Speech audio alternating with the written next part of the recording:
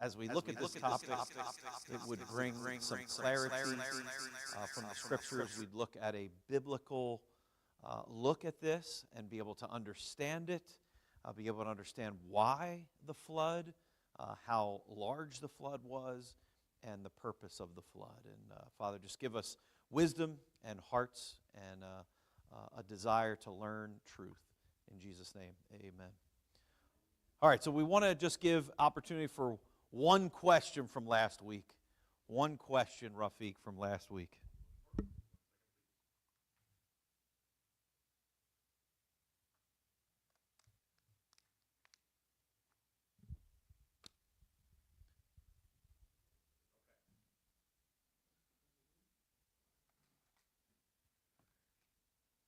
Okay. Does everything happen for a reason, orchestrated by God, even trivial things like a small fall, injury, argument, etc.? Yeah, so that's the leaning towards the topic of determinism. That's what that is called, that God has determined everything in all of time. So we're not really making any decisions at all. And that's just not what we find in the Scriptures. What we find in the Scriptures is Romans chapter 8, verse 28 and 29. And the Bible tells us that all things work together for our good. That's not just the good things that we do. It's not just the good decisions that we make. It's not just when we honor God. But God actually brings all things work together for our good to those who love Him and are called according to His purpose. So what I believe the Bible teaches us that we have a freedom of decision. We all have a freedom to make a decision. If you look all the way back into the Garden of Eden, you will see that God gave them a freedom to make decisions. And all through biblical history, you see people with a freedom to make decisions. Now, does God at times cement them into their decisions? Yes, He does. You'll read about that in Romans chapter 1. We talked about that in the Exodus, how He cemented Pharaoh's heart. But Pharaoh already had his mind set on what he wanted to do. So God said, all right, I'm going to cement you into that.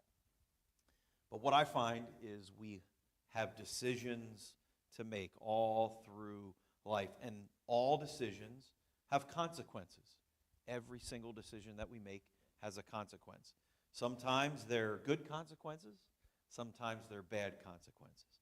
But before you get all upset and mad at yourself and you begin to go through some difficult times like in your mind and your emotions, I think the best thing is to look at that verse of Romans 8 where God is going to work all these things out for your good. So even past relationships, past jobs that didn't work, marriages that failed. I mean, there's so many things you can list. You say, how could God ever use that? Well, He does. And He will use it for your good. Even though you were at fault, even though you did the wrong things, it doesn't mean you won't suffer consequence. But God is going to use it for your good, for your development, for your sanctification, to set you apart more and more for His use. Life is not about being perfect. It's about being sanctified. It's about being set apart. So as you move through life, you said, I want to be used by God. I want to be set apart for God's use. Not sitting in your house and saying, hope I don't make a mistake. Hope I don't make a mistake. That's not what God envisions for your life. He envisions you to live boldly, live courageously, live for Him, live obedient lives. And when you sin, don't dismiss it. Don't neglect to repent of it, to make things right and move forward. That's what God expects. So I don't believe in determinism. I know there are guys that do. But I believe that God gives us the freedom of choice in life to be able to choose what we are going to do next, to be able to choose what we're going to eat, what we're going to wear, who we're going to obey, how we're going to drive, how we're going to treat our spouse, how we're going to treat our kids. We can choose all those things. If we're going to argue with someone, if we're going to be mean or unkind to someone, or if we're going to share the gospel with someone, we get choices in all those areas. So, all right. Now, Yeah. Let's do one more. All right, real quick. Real quick. It's only 7:22. Real quick. All right, go ahead. Shouldn't God keep someone that's super close to him here on earth longer so they can spread the faith to more and impact more lives? Yeah, I mean, I know it's in regards to Enoch. We studied him a little bit, knowing that Enoch walked with God and God took him. After 365 years of walking on the planet, of walking with God, the Bible says God took him. That only happened with one other character in the Bible, Elijah, with a J. Elijah was carried up at the end of his ministry as he was turning things over to Elisha. He was caught up, chariots of fire, caught up to be with the Lord in heaven. Some would say that Enoch and Elijah are the two witnesses in the book of Revelation. I tend to disagree with that because they say everyone has to die. You know, Hebrews, at this point unto man wants to die, and then comes the judgment. What about everyone who will be raptured when Christ comes back? They're not dying, so I don't think that argument holds water. But what I do see is the transfiguration with Jesus. You see Jesus, you see Moses, and you see Elijah. I believe those will be the two witnesses in Revelation. But in regards to this question, we don't see it happening at all. We don't see anyone else being talked about. There's no extra biblical things that are talking about this, so I believe that happened twice, and that's it. There is what's known as the sin unto death, and that's really a Christian who continues to reject God's discipline in his life. They continue to push into, usually it's addictions, addiction-type behaviors. They keep pushing into that, and God brings them home. I think you see that. But not the other way around where you see them walking with the Lord and he just wants them home. We're not seeing any of that today. So I would say that life is very fragile, and it really brings into perspective the fragility of life when you're around death. A lot of us don't want to be around death. We don't want to think about death. But even in staff meeting tonight, we were talking about a scenario if something were to happen on our Greece trip. And so there was uncomfortability amongst the staff. Like, I don't even want to talk about this, right? Because people don't like to talk about uncomfortable things. But at the end of the day, you got to talk about death because we're very fragile. Life is fleeting, and we are not guaranteed another day. And so that's just the way life is. And thankfully, we have eternity to live with Christ. I mean, that's the joy of living. So the Apostle Paul, to be absent from the body, present with the Lord. So his desire, Philippians 1:23, his desire was to what? Be with Christ. It was, yes, I'm going to serve him here, but man, I can't wait to be with Christ. And so I think if you live that way and have that mindset, life will not be as roller coastery as sometimes we make it because we get our emotions and everything fired up. Because it's like this life is just a small piece of all of eternity. And so it's my job to honor God, obey him, live for him in this small little period of time, right? So 70, 80 years compared to eternity is a little blip. So we get this opportunity to live for him because this is like the tip of the iceberg. The iceberg is eternity. And that's what we're living for. We're living with eternity in mind. The Apostle Paul lived with eternity in mind. So, all right, that's our questions. Now, without further ado, I'll ask Jason, who is our chairman of the elders. I look to Jason to be an expert. Maybe he wouldn't agree with that, but to be an expert in things related to creation, especially things related to the first 11 chapters of Genesis. And so you're in for a treat tonight to hear about the flood. So thank you, Jason, for being here tonight. All right, Dan. Looks like the amplification is working here. So good evening, everyone. Happy to have you all out here. By the way, on that first question that was asked, it's really the evolutionist that says that there's no free will, that people just act according to their impulses in their brain, the electrical impulses. It's really a ridiculous thing, but if you're a true evolutionist, you actually don't believe that people have free will. All right, so we're going to go through tonight at least a part of it, as much as we seem to be able to get through, I guess, of one of the talks that's in my repertoire, I guess, of New Jersey Bible science talks that I've given over the years. And so today we're looking at the global flood and Noah's Ark as what? As real history, not something that was just made up by somebody, but as a real historical event. Because many people do not believe that it was a real historical event. In fact, secular geologists will say there was no such thing as a global flood, and even many Christians will compromise and say there was not actually such a thing as a global flood. So it's probably the most important topic that's almost never talked about, okay? Because if you look at the most important events of history, I would say it's the fall of man, it's Jesus coming to earth, and after that I would put the flood at number 3. Why? Because the flood reshaped the entire earth. It was a massive event of proportions that we can't even hardly imagine. So if you've read a few pages in your book about it, I think it doesn't do it full justice. So that's why I'm trying to go to a little deeper level here for you. So let's get into it a bit more. So if there was a global flood, what would we expect to find when we look in the earth? Well, we would expect to find billions of dead things, which we do, buried in rock layers, which we do, that were laid down by water, which we do, all over the earth, which we do. So at least at a 30,000-foot level, the expectations of a global flood match exactly what we find when we dig into the earth.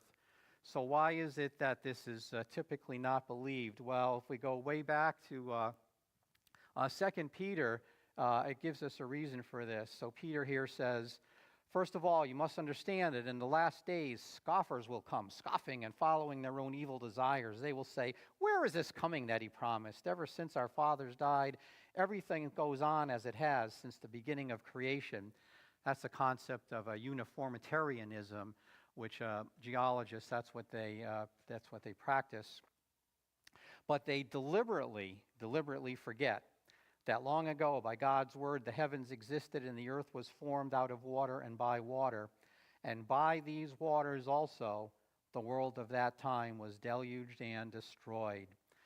So way back in biblical times, it was predicted that the situation today would be exactly as it is, right? That secular geologists would doubt that there was ever such a thing as a global flood.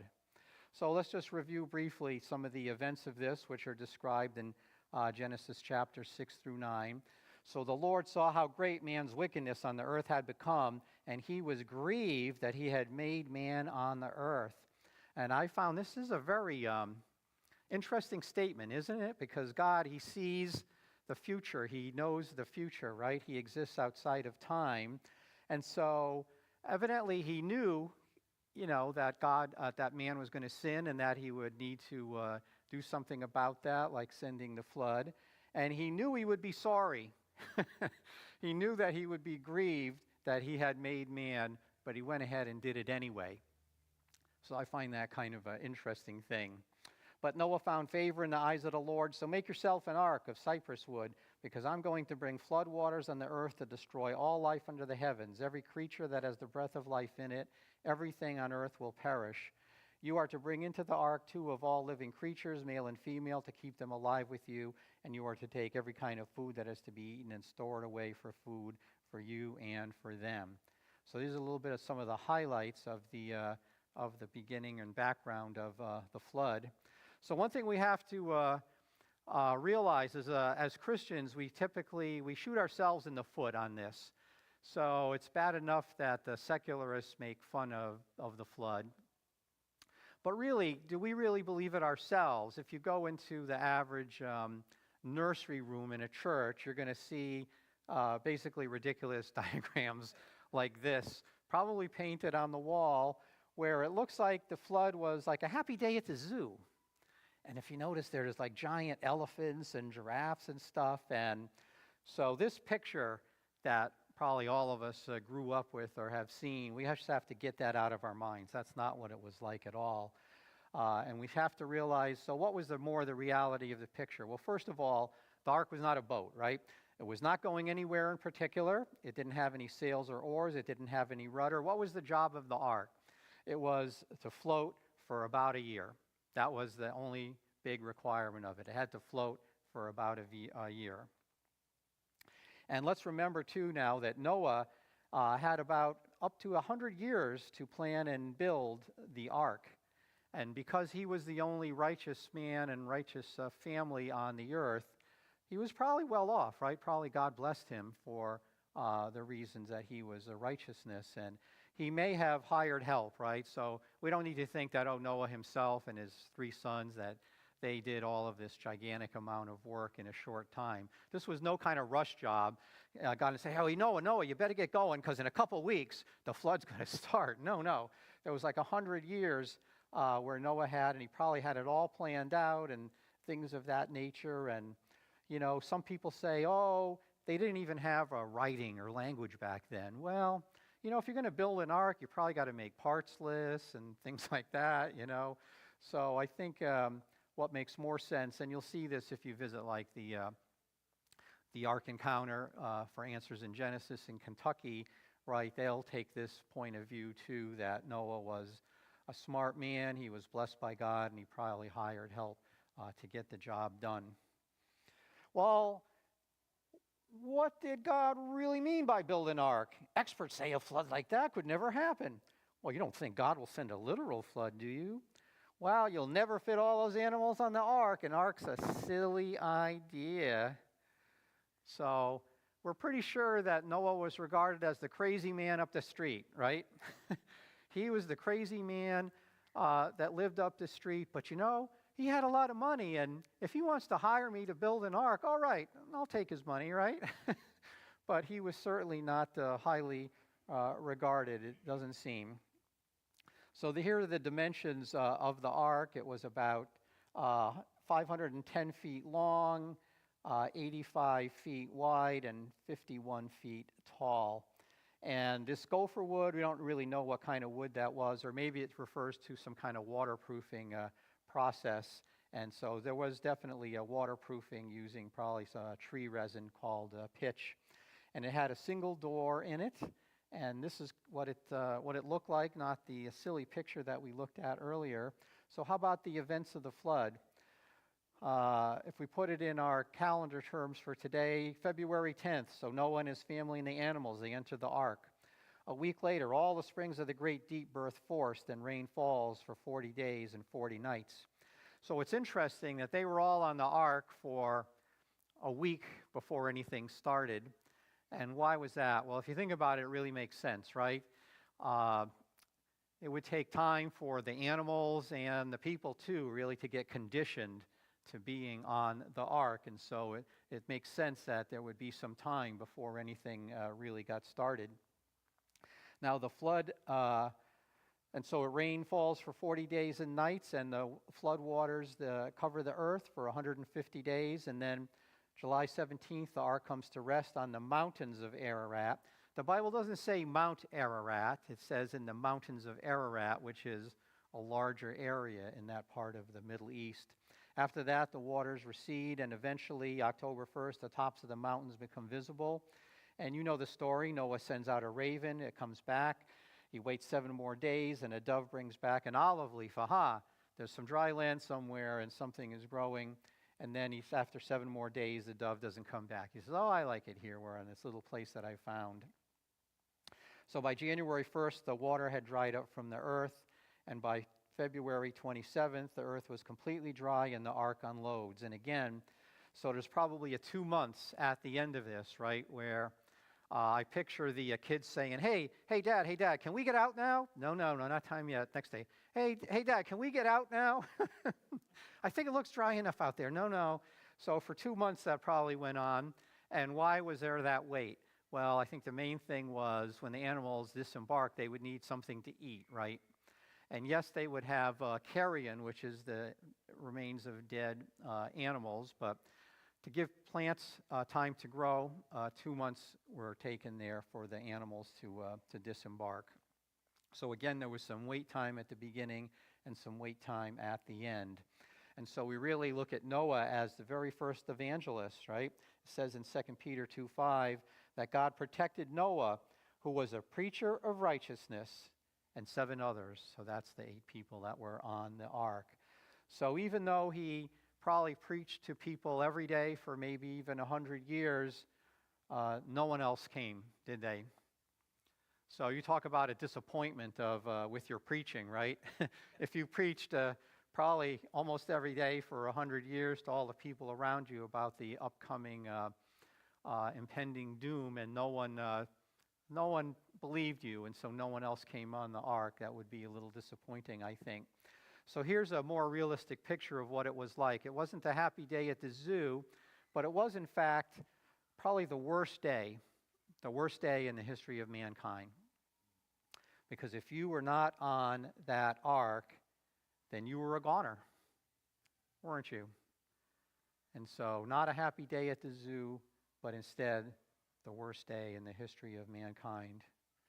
Now, some people say, well, maybe it was just a local flood. There are Christian organizations that teach a local flood, and theistic evolutionists would say, yeah, it's just a local flood. Of course, evolutionist archaeologists, they'll say, yeah, it was a local flood that was really just exaggerated, and that's why the Bible says it was a global flood. But why was it not a local flood? Well, Genesis 7:22 says that everything on dry land that had the breath of life in its nostrils died. So when God says everything, does he mean actually everything? I think he does. So God said that everything died. And it says in the Bible that the flood waters covered the tops of the mountains. And so that's pretty high. And, you know, water seeks its own level, even all around the earth. So there really would not have been any dry land left.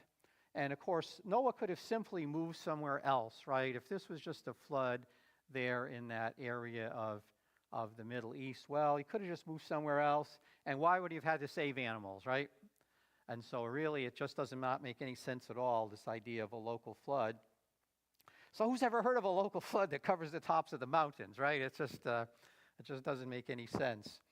But I think this is maybe the most persuasive evidence for me anyway, which is the promise that God made in Genesis 9:12-16. It says, "This is the sign of the covenant I am making between me and you and every living thing with you, a covenant for all generations to come. I have set my rainbow in the clouds, and it will be a sign of the covenant between me and the earth.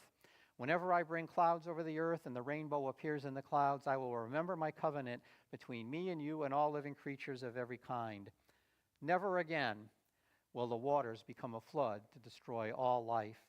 So whenever the rainbow appears in the clouds, I will see it and remember the everlasting covenant between God and all living creatures of every kind on the earth."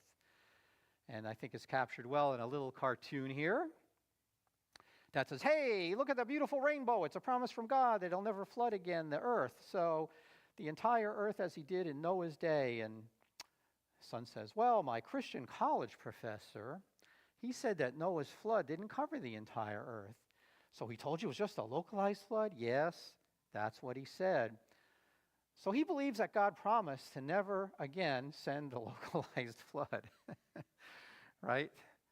So if God meant a localized flood, then that promise that we read from Genesis has been broken many times, right? Because there's been many local floods here in the United States and all around the earth, of course.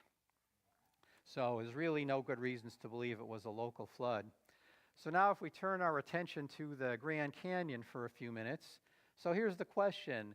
Was this caused by a little flow of water over a very long time, which is what the secular geologists say about this? Or might it have been a lot of water in a very short time, right? So we really have these two choices. And the Grand Canyon is very interesting, and creationists have studied this a lot because it's one of the few places where you have such a large depth of a hole, carved into the earth. So you can actually examine all of the layering and stuff. So Grand Canyon's received a lot of attention from creationists. So here's an important point, not just about this talk, but in general, in life in general. Everyone is biased, right? So myself as a Christian and a scientist, I'm biased too, but I'd like to feel my bias is better than the bias of the secularists and the evolutionists.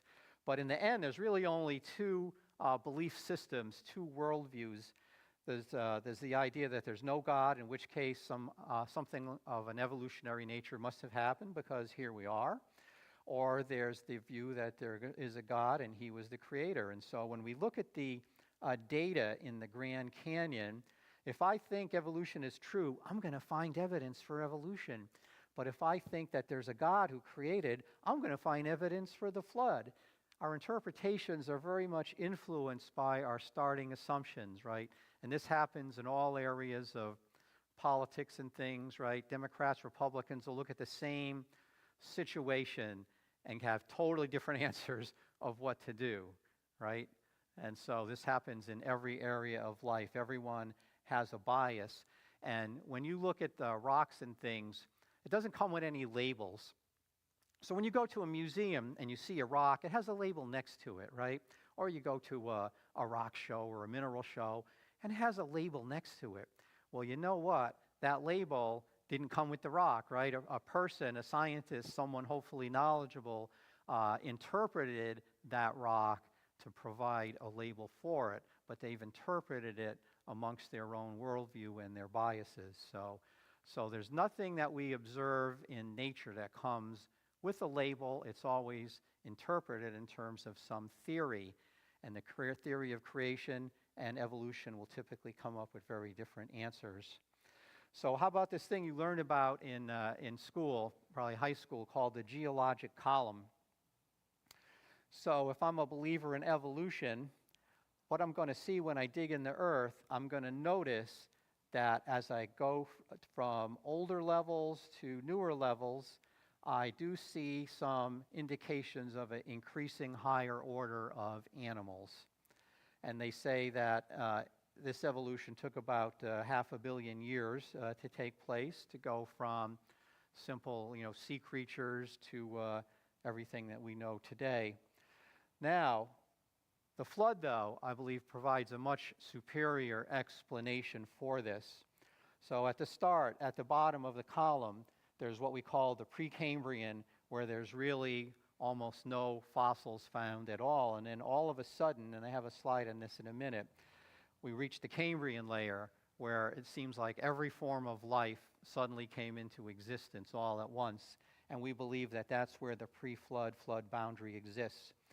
And then if you think about what would happen as the flood progressed, things that are simpler shaped, organisms that are dumb and don't know what's happening, they're going to get buried first. And then we believe the flood all around the earth, it advanced in pulses, sort of in waves. It wasn't like always necessarily uniform. Things that live near the ocean, they would be buried first, right? And then things living on the edges of the ocean would be buried first, things like trilobites that we'll look at in a minute. Things that live near the ocean buried next, and then as various habitats got inundated, they would get buried at those points. But here's the most important point of this. So if I'm an animal, the smarter I am and the more mobile I am, I'm going to escape the flood waters the longest, won't I? Because I'm smart enough to know, hey, water's coming. I got to find some high ground. I got to get out of here. And so this impression that we do find in the geologic column of more advanced creatures in newer layers, that is a true thing, but we believe the flood is a very good explanation for that, as the more advanced animals escape the flood waters longer. They're the last ones to be buried. So it's a type of evolutionary appearance, so to speak, but it's not related to evolution at all. It's really just the natural result of the flood inundating the land. So that's kind of an important slide there. So this Cambrian explosion right down at the lowest layers, this boundary between the Precambrian and the Cambrian, we go from fossils being very rare to being relatively abundant. In fact, in the Cambrian layer, all major body plans appear, and there's no trace of prior ancestors. So this is a huge problem for the evolutionists. They don't like to talk about it too much, but it's a huge problem because if evolution is true, right, you're expecting small changes over long periods of time that gradually accumulate. But you really, when you look at the actual fossil record, you really don't find these ancestors. It seems like everything appears all at once and it's fully formed. So the trilobites, for example, are found in the Cambrian layer. We don't have these anymore. They're extinct. But there were so many of them, you can go to a rock show and get one for like $5 or $8, actually, one that's not in the greatest of shapes. So that's how prevalent they are. But these guys, they lived probably near the edge of the ocean, into the ocean a little bit, sort of like maybe crabs or something like that. And so since this is in the oldest layers, you'd expect them to be primitive, but in fact, they're not primitive. Scientists have studied the eyes of these creatures, and they actually have complicated optics that allow them to see clearly under the water. So these creatures were exquisitely designed, and so there's no sign of these being really a simple creature, even though they're found in the oldest layer, in the Cambrian. Mount St. Helens was a nice gift to creationists and creation scientists because what it did is it really formed a mini Grand Canyon, 1/40th scale, in 1980 at Mount St. Helens. And they say the Grand Canyon, took millions of years to form, but something very similar to it, but on a smaller scale, formed in literally hours and just days there as a result of the eruption of Mount St. Helens. And it even shows signs of fine layering. So all those layers you see in the Grand Canyon and other places, they like to say, oh, each of those is like represents a year or something like that. But in fact, this layering is really just pulses, like in a mud flow. And so this layering can form in a matter of minutes, hours, and days. It really does not take millions of years. So creationists have studied this area quite extensively. We also find what are called polystratic fossils, and you find these typically in coal seams where you'll find a single tree has extended its way through multiple layers, and these layers are supposedly of millions of years of Earth history, yet a single tree has been fossilized that goes through all of those millions of years. And obviously this is utterly impossible, is it not? Because no tree is living for a million years while those layers accumulate around it. So again, a case where evolutionists really have no answers for this. So we're looking at other evidences now, for the flood being a real event. We find living fossils. One of the examples of that is the coelacanth fish. This was supposedly extinct for the last 70 million years, but in 1938, a guy found one fishing, and now they found quite a few of them. And you know what? The living fish, it looks exactly like the fossilized fish. And you would have thought after 70 million years, something would have changed, right? But no, it looks exactly the same. So there's dozens and dozens of these living fossils, and they all look the same today as they did supposedly millions of years ago. No signs of any evolution there. How about the bending of rock strata? So here we see some bent rocks and people there for scale. And here's some how about this crazy bending of rocks? I think that's the Alps somewhere in Europe. Now, if you're going to bend a rock, well, you got to be pretty strong for one thing. I don't think you could even bend a rock. Obviously, you can only bend a rock if it's soft and hot or warm, right? That's the only conditions under which rocks will bend. So obviously, the layering in these bent rocks cannot be over millions of years, because over much less than millions of years, that rock is going to cool down, and you're not going to be able to bend it anymore. So if you find a rock with bent layers like this, it had to have been formed quickly while that rock was warm. And all around the world, we find these fossil graveyards where massive amounts of fossils of all different kinds of creatures have collected together. And I think the secularists will say, yeah, I guess there was like a regional flood or something to make that happen. Or else there was a hole there, and all these animals were really dumb, and they all just fell in the same hole for some reason. So another thing that's a little hard to explain. If you ask the question, what's the oldest living thing on the earth? It's the bristlecone pine tree in California. It's beautiful, isn't it? Don't you all want to plant one of those in your yard? And so when they count the rings in this tree, guess what? They date back to around 4,500, 5,000 years ago, to the time of the flood. Okay, so these started growing right after the flood, and if you count the rings, it basically validates the history. So what are we saying? We're saying if you look at the oldest living thing, it seems to be about the exact age of the flood. We also look at things like planation surfaces. If you ever noticed in the Grand Canyon, it's flat along the top, right? Isn't that odd? Isn't that odd? But it makes sense in a flood scenario because we believe the water collected like at a nearby lake, and at some point that a dam breach took place, all the water rushed down and it carved out the Grand Canyon. But then after that, as the floodwaters also planed off the top layer, so the top layer of the canyon is flat. And if you look at like the African Serengeti, it's a giant plain that's entirely flat. And so how do you get something flat? You can only get flat things from massive amounts of water rushing off and flattening that surface. So planation surface is another good evidence for the flood, massive sheet erosion at the end of the flood. Water gaps and wind gaps, evolutionists cannot really explain many of these. So water gap is a place where there's a hole between the mountains and there's a river in there. And again, the question is, did that river carve that, or is it the other way around? And wind gaps are even harder to explain, right? Because, well, we got all of that wind erosion. Really, it cut a giant piece out of that mountain range? I don't think so. And so we believe these are all good evidences, again, for channelized flow at the end of the flood.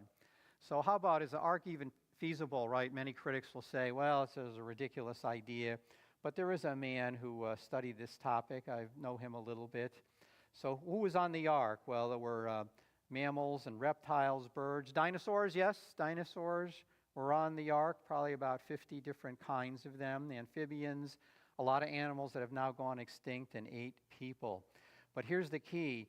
We believe that what was on the ark were representatives of each of the created kinds that God made in the beginning. God didn't make the species, He created the kinds. And the kinds are a little higher in the taxonomy, like at the family level. But God picked animals that had a lot of genetic diversity, so after the flood, they could then become different species as they had to specialize in different environments, right? Hot areas, cold areas, etc. And we tend to think about only the big animals, but the median-sized animal is really a small rat, and only 11% are larger than a sheep. So we believe that only somewhere around maybe 16,000 animals needed to be brought onto the ark. And of course, you're not going to bring granddad on the ark, are you? No, you're going to bring the juveniles, you're going to bring the kids on there, because you got to repopulate the world, right? And granddad is not going to do that. You need a teenager that's into that thing, right? So that's who was on the ark. And we believe because Noah had all this time to plan, and you'll see examples of this again at the Ark encounter, they made labor-saving devices, right? So there are only going to be 8 people. Even 16,000 animals is a lot to help take care of. So they could intelligently design things that need minimum amount of care, right? Because they were not dumb people. They had a lot of time to plan and build this thing. If you look at the inventory of the ark, we won't go through all the details of it, but there's animals and there's food and water. And if you look at the capacity of the ark, compare it against what you needed to bring with you, you'll find that probably something like a third of the ark could have been empty. Or maybe it wasn't empty. Maybe they had a swimming pool in there and a dog track, or who knows, right? But there was plenty of space on the ark, which means that if other people had wanted to come aboard the ark, there was certainly plenty of space for them. No question about that. So how were all of these animals gathered up? Well, it actually says in Genesis 7:9 that it's God himself that brought them to the ark.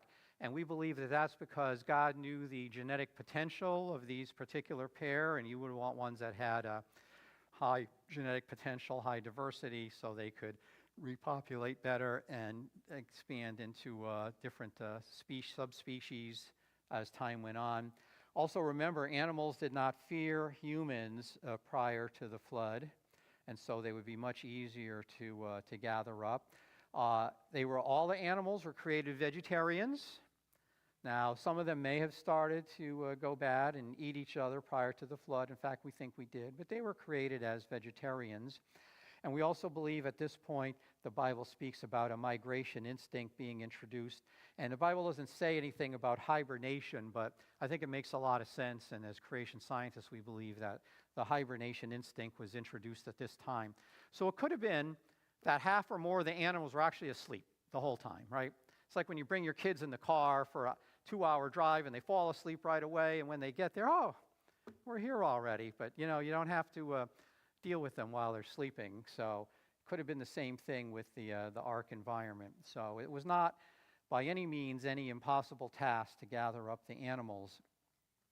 We also believe in this concept of called catastrophic plate tectonics during the flood. And so you've probably noticed or been taught that all the continents, they fit together like a puzzle. And so this is a true thing. So the earth is divided into plates, large-scale plates that are the continents or sometimes portions of continents. And because it was a warm climate prior to the flood, we believe the animals were probably fairly evenly distributed. So it's not like Noah had to cross oceans to find some of the animals, right? All the animals were there, probably fairly nearby on the one large landmass that we call now Pangaea. And so again, this is another way in which gathering up those animals was easier than we might think. Now at the end of the flood, it had the natural conditions to produce an ice age. So as creation scientists, we believe it was just one ice age. It happened at the end of the flood. Secularists will tell you, oh, there's many, 50 ice ages or whatever in the past. But the evidence there is very speculative. But when you think about what's happening as a result of the flood, all of the vegetation was stripped off of the land, right? This was a massive event. We can't even imagine the severity of the flood, right? We've seen Hurricane Sandy and some of that results. We got to think 1,000 times, what was happening here. So we would have cooler land because it's been stripped of vegetation, and warmer oceans from the fountains of the deep and friction from the plate movements. And so this would give you now the natural results for an ice age forming. It's interesting, if we look at the cultures around the world, here it says over 200 accounts. I believe we're up to something like 270 accounts now. When cultures look back in their past, almost all of them have a record of some kind of a flood-like event. And if we put all of these together, what's the common essence of these? It's something like this. Once there was a worldwide flood sent by God to judge the wickedness of man. But there was one righteous family that was forewarned of the coming flood, and they built a boat on which they survived the flood along with the animals. As the flood ended, their boat landed on a high mountain, and they descended and repopulated the whole earth. So there it is in a nutshell. So obviously different traditions have pieces of it and stuff, but overall there's a strong belief in almost all cultures of a flood in the past. Very interesting book here. I would say was one of the most interesting books I ever read. It's called After the Flood by Bill Cooper.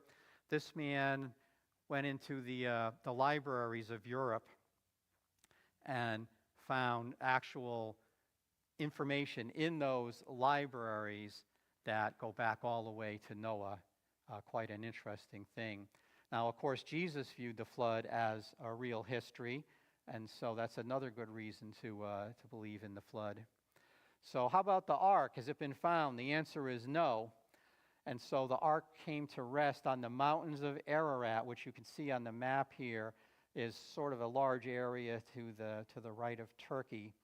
And so somewhere in there, and so people have searched Mount Ararat quite a bit and have not really found conclusive evidence. There's another location, which we're going to mention in just a second. So there's this one. It's the Darupanar Formation. So the Turkish government, they set up a visitor center here for tourists, and to claim that this was the remains of the Ark. And there are some people who think it could be, but really it's not. It's just an interesting looking geological formation, unless you believe the Turkish people in the visitor center. They'll want your money and sell you little souvenirs. There's this other mountain, Mount Judy, which has not been explored that much, but there's quite a bit of historical evidence that says this could be the place. Well, why hasn't it been explored that much? Because it's a very bad area over there, okay? You just can't, like, walk over there with your shovel and start digging, right? It's a very politically unfriendly place, and there's a lot of terrorists that are running around, gangs and things like that. So maybe that's part of God's reason to keep it hidden for longer, right? I think God's going to reveal the true location of the ark near the end as yet another evidence for people to say, oh my gosh, look, there's evidence of the ark. Maybe the Bible is true. Maybe I should look into that, But until then, I think God's helping keep it hidden. Because if you put the ark in New Jersey, it would have been found long ago, right? We ain't been hiding something like that down in the Pine Barrens even, right? It wouldn't be in there. But in these other remote places that are very dangerous, you could hide something there. Again, Mount Ararat has many expeditions.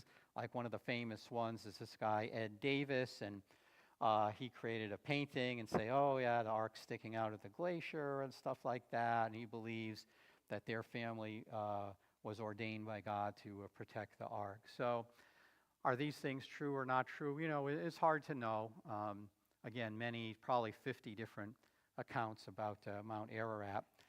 Now, in more modern times here, we can go to Kentucky, and we can see the answers in Genesis ark that's been there, and hopefully many of you have been there. If not, then you should go. So wrapping up, last slide. What's our conclusions out of this? Well, first is that the flood is necessary to explain the geologic column.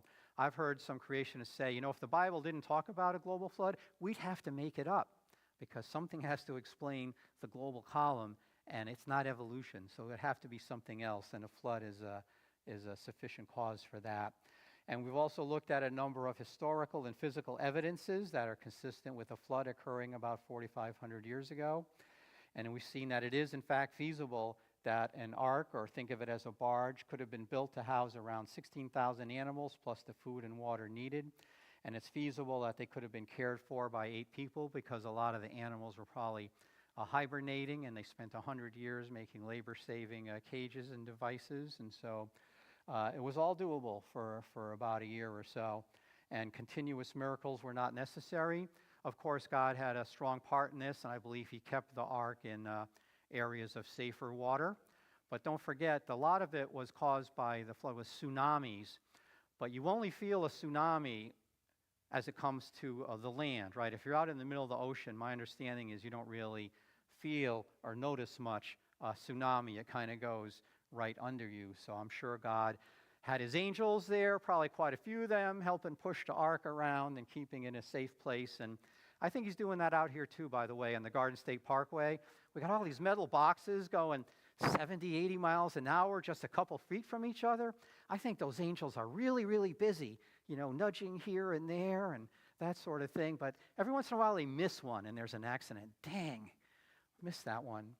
So I think we might be surprised one day about how much the angels are actually involved in our lives and helping keep us safe. But, people will make it out to believe, the skeptics, that this was just such a miraculous thing. It's not totally believable at all. But as we've seen, it's entirely believable that this is a real historical event. And so that's how we should look at it, and that's how we should teach our kids at home and in Sunday school classes, right? It's not just a nice story. It's not just a myth. And it was not borrowed from other cultures in the area. No, they borrowed the story from us. And so, again, probably one of the top 3 events in all of human history, with the fall, coming of Jesus, and then the flood, number 3. Entirely wiped out. I like to say sometimes You used to have to do this more on computers. You push a reset button to make everything go again. God pushed the reset button on planet Earth with the flood so that everything could start over again, and the wickedness of man would be, at least at the moment, removed out of the situation. So at this point, we have maybe 10 minutes or so, I think, right? We can take some questions, or a few minutes. Okay, so do we have any questions? Or okay.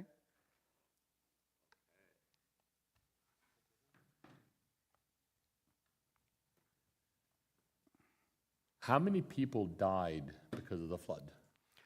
So that's a good question. The Bible doesn't really give us any evidence of how many people were alive before the flood, but it was at least several 100,000, maybe a few million, maybe even a billion people. It could have been quite a few people. We don't really know, but we do know that people had longer lifespans and could have had quite a few children.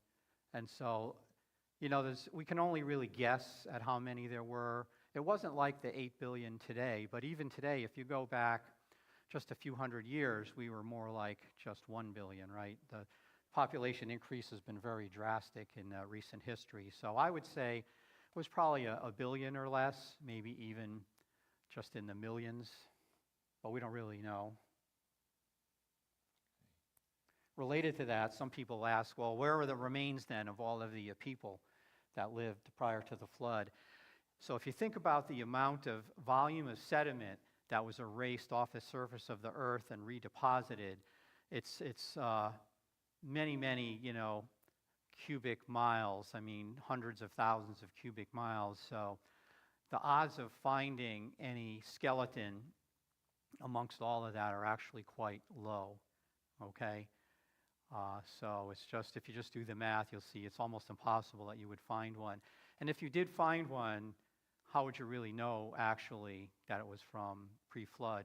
I mean, you wouldn't necessarily know. Now, interestingly, though, in coal miners, and there's been documentation of a number of these objects that they find in coal that was supposedly 300 and 400 million years old when that coal bed was formed. But they'll find statues and other things that are obviously man-made in those coal layers, totally unexplainable. And so we're pretty sure when artifacts like that are found in coal seams that those are from before the flood. So we think a few objects from before the flood have been found, but it's not clear we've ever found a skeleton of a person from prior to the flood. How quickly did the waters evaporate?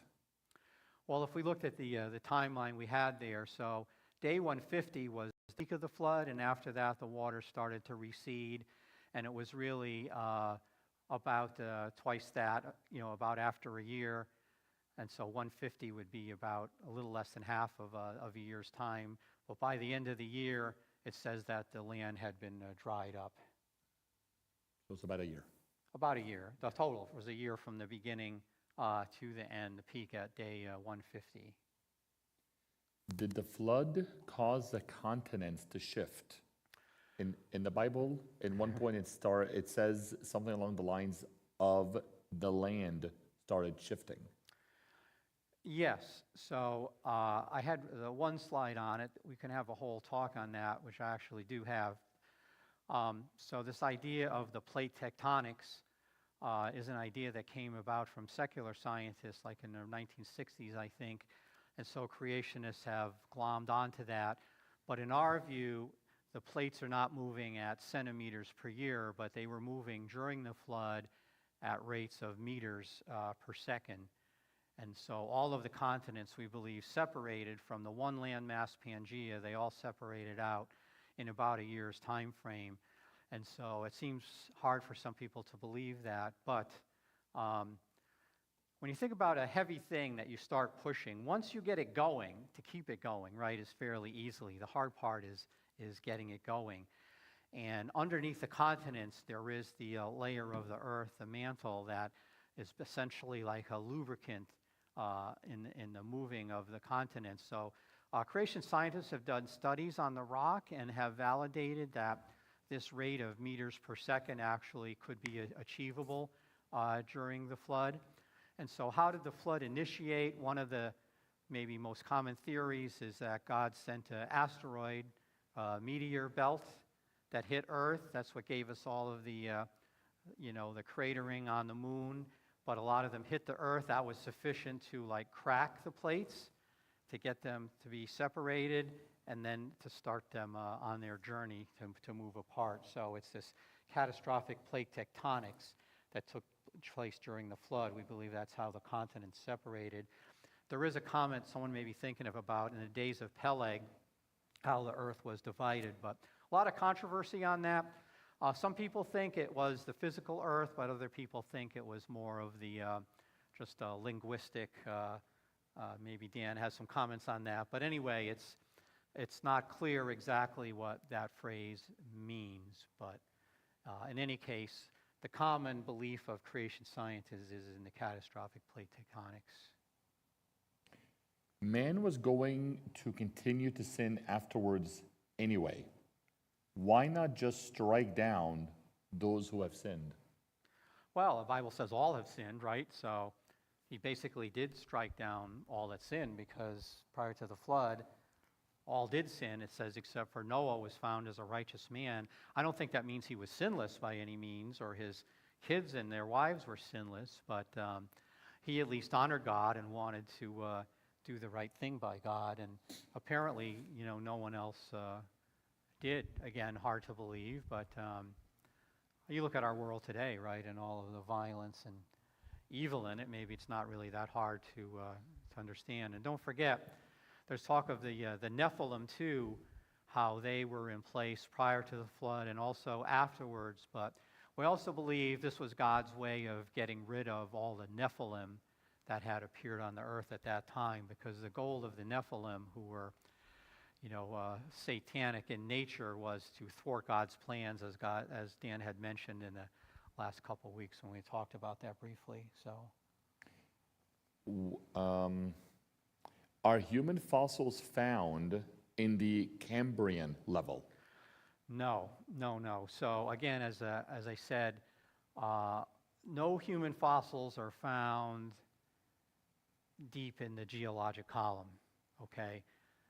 And that really is the most easy explanation for that is if you just do the math again in terms of the number of cubic miles of sediment that were stripped off the earth and reburied, and the number of people, even if it was, say, 500 million, if you do the math, it's just very, very unlikely that you would find a skeleton. I would say the only place you might find it again, maybe in a coal mine, if they happen to uncover a skeleton. But even then, secularists could argue, oh, that coal was formed, more recently, and someone just happened to fall in. So, it would be controversial. But no, we know of no skeletons from before the flood. So other people were invited onto the ark?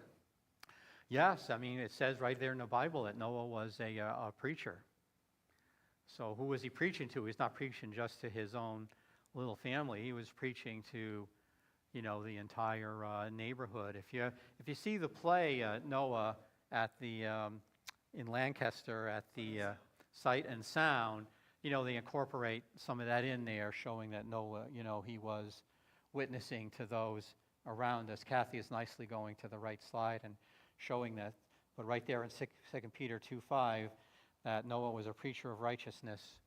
And so we believe he did preach, but didn't really have any takers. So,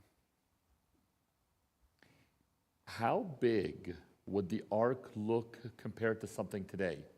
What would be? Well, like we have the an scale accurate replica of it that was built there by Answers in Genesis, and it is pretty big. If you go there, you'll be like, it's like your first time going to New York City and you're looking at the skyscrapers. It's so this is a true to life size of the ark that was built, and it's longer than a football field. So a football field is 100 yards, not counting the end zones. That's 300 feet, and the ark was like 500 feet. So it's like 1.5 times a football field in length. Mm-hmm.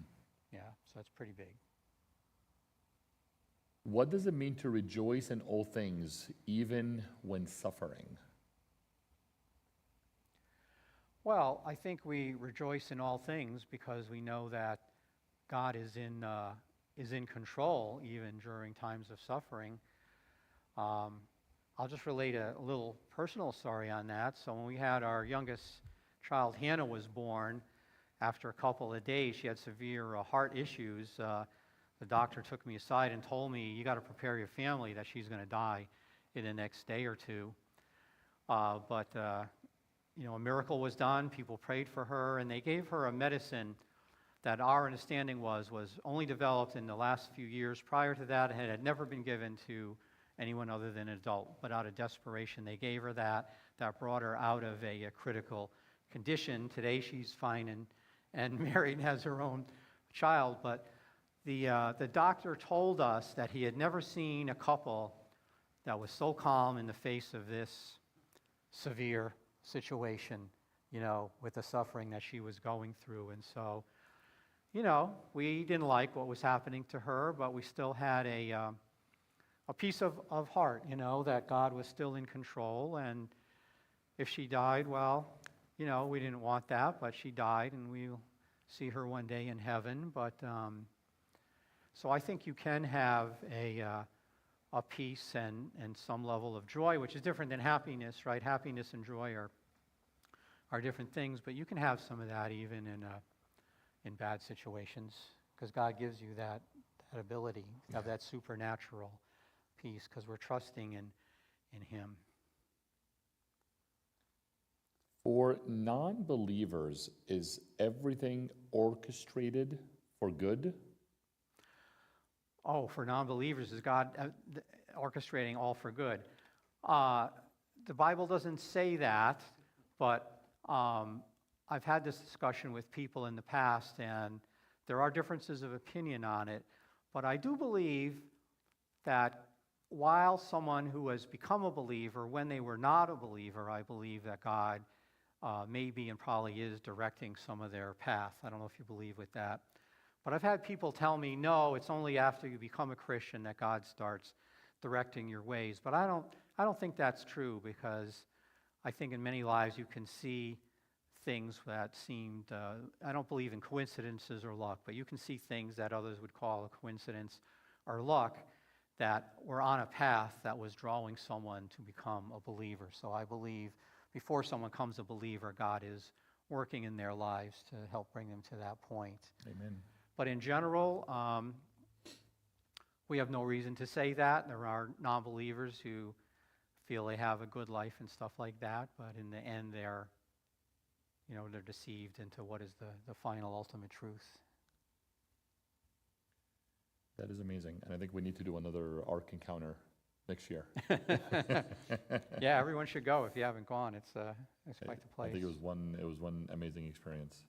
Any more questions, or that's it? That's it. I'm refreshing. All right, we're in good time, I guess. Yeah. Dan, you have any other things you want to Great. I was just add on? I was looking at when you mentioned about the Noah preaching, Yes. and I was just like, I know it mentioned somewhere in Hebrews, and so I was looking at Hebrews 11. I found this to be interesting. By faith, Noah, being warned by God about things not yet seen, in reverence, prepared an ark for the salvation of his household, by which he, that is not God, but Noah, condemned the world.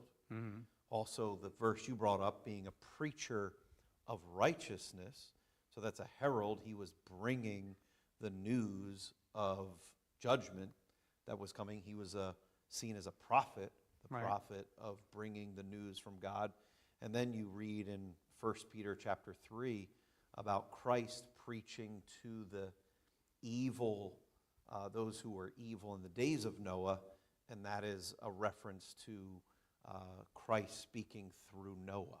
Mm-hmm. Noah giving them the judgment, God's judgment on the people through Noah. So I'm a 100% believer that Noah was speaking the truth of what was coming Right. to all those people who Yeah. were watching. Maybe, like you even said, who were hired to probably help out or bring Help the crazy old guy, supplies or yeah, whatever. Yeah. He's paying me, so. But yeah, also the other thing I was But thinking they about, had not any experience in the flood either. So for them, it seemed ludicrous, this idea Right. that It never Noah rained. was mentioning, right? So, The only water they saw would be the sea. yeah, That would so be the only time. I'm not trying to make excuses for them, but they didn't really have anything to relate it to. But Very true. they were still guilty of their sin. And You made mention of it, because I was going to ask you about this too, yes, about Peleg, because I've heard conflicting stories there that the land divided. What's so there is. So it's a debate that'll probably never be settled as to the exact meaning of that. Does it mean a physical division of the earth, which could be in support of a plate tectonics idea, or does it just mean a division of mankind, like with the dispersion of Babel, right? And so I think most creation scientists would go to the latter, that it's not referring to a physical dividing of the earth, but even though we believe in the catastrophic plate tectonics, but we think that verse is, it could have been stated differently if God meant it to be, plate tectonic movements and things. So, and again, how would Peleg know about that anyway? Continents moving and stuff. So we tend to read, in our modern day, when we have all the science and stuff like that, we'll tend to take what we know and read it back into the scriptures everywhere. What we have to remember is, well, what did that text probably mean to the person living in that day, right? So there are some verses that have a dual meaning. There's a meaning for that day and also a future meaning. But we tend to take our modern views and impose them on the scriptures, which is not really a valid thing to do. We have to ask the question, what did the people of that time, how would they have taken that to mean or to believe? And that's probably the main meaning of it. Yeah, the author's original intention. And so you always want to get to that. What's the author's original intention to that group of people that he's writing to? Right. I mean, even in creation science, I'm on this list, there's always these debates about, relativity and stuff like that, and the clocks and the 24-hour days. And, Yes. But, that's all science of today that we're trying to superimpose back on the ancient text. And we always have to be reminded, what's the raw meaning of the ancient text and those words of the ancient text? And that's probably what the meaning that was intended. So, I know you had made mention of it, but yeah, I see Genesis 6, the Nephilim being it's like a hybrid race. It doesn't mean that just all giants. I think sometimes we superimpose that to say that it's all giants. Well, they probably all were giants. No, what I'm saying is that there were giants after the flood too. Although the Bible says that there were giants correct, after with the Goliath. flood, and that they were Nephilim. But the job of the Nephilim was from Satan to prevent God's plan from Correct. being executed. So when they went into the promised land, they had to execute a lot of those people because they were Nephilim, or they were Nephilim wives and children that were going to become Nephilim. But God didn't tell them to wipe out everybody necessarily, but it was all the places where the Nephilim lived that definitely were to be wiped out. Yeah. Because they were the ones that were interfering with God's plan. Satan's always trying to put roadblocks, thinking, aha, I'll get God this time, I'll make this impossible to happen. Yep. And he sort of succeeded for a bit, right? Because in the promised land, 10 of the spies said, no, we can't go there because there's big Nephilim that are going to, look like grasshoppers. we're going to look like grasshoppers, they're going to whop us. Yeah. And so Satan said, yeah. So he knew they needed to get in the promised land, but by putting the Nephilim in there, he made the people scared so that they wouldn't go do that. And it took 40 years for that to be overcome. Yeah, it's interesting to look at all those pieces of giants and them being used by Satan, obviously, and then also you see them in Moses fought a giant, Og of Bashan, Yes. which is interesting. He had a 13 or 14 foot bed. And then, of course, Goliath, and Goliath, he yeah. had brothers. Yeah, so there's plenty of Yeah. evidence from history of giants. There's But no I'm just saying question that about some that, but- people will say, oh, it's all giants, when that's not true. It's this it seems to be this specific group that were created by demonic activity, Yes.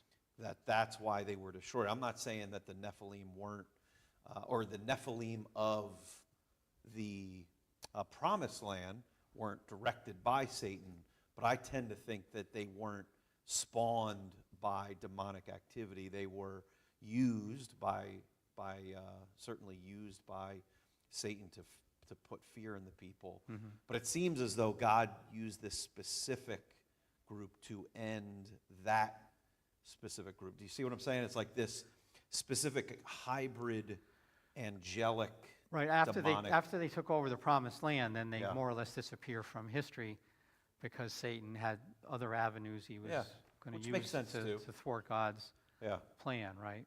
of So, course. But yeah, it's just interesting to see those pieces all like just right, craziness. and of course some of it's all very controversial, of course. Yes. But Very much so. That's why Yeah. I love discussing it and talking about it. It's fun. you can find people that believe almost anything, especially on the Yes. internet. So Yes. I think the So, bottom line is yeah. there was evilness to such a high degree that God said, I can't deal with this anymore. I'm going to have to push the reset button, like you said. push the reset button, yeah. Yeah. Well, you want to close us in prayer? Oh, sure, I can All right. do Thanks, that, Jason. sure. Yeah, Let's give him a round of applause for being here tonight. Thank you, Jason. sure, my Appreciate pleasure. it. And close us out. My pleasure. So, dear Lord, we thank you now for this chance we've had this evening, Lord, to look at this interesting topic of the flood, Lord, that's described in the Bible, Lord. Help us to, based on things we've learned or maybe already knew or just reminded of, Lord, that this was a real historical event, Lord, with tremendous implications, Lord, both on the geology and structure of the earth, Lord, but also on the history of mankind, Lord. So help us to point out to people when ridiculous caricatures are presented and say, well, that's not how it really was. Instead, it was really the saddest day on planet Earth. So help us to remember these things, Lord, and we just ask for your blessing now on the rest of our evening, Lord, and bring us back again next week to learn more interesting things. We thank you now for all you've done for us. Amen. Take care.